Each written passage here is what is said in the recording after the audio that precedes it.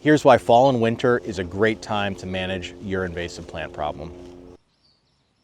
So I want to tell you something that may be surprising, but we actually manage invasive plants all the way up until February.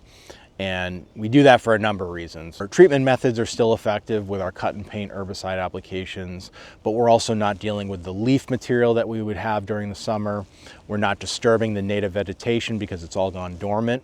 Most of the berries of the invasive plants have actually dropped, so we're not worrying about if we have to remove that brush from the landscape that we're reinfecting the landscape waste stream.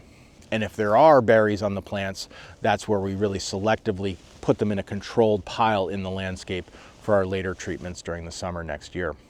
So we really look at the fall and winter time frame as like the first step in preparation for your landscape getting back into shape. So we do that heavy tear down work during the fall and winter so that when it comes time for next summer, we really only have to come in and do those targeted surgical foliar applications to control the weed seed bank and any lingering growth.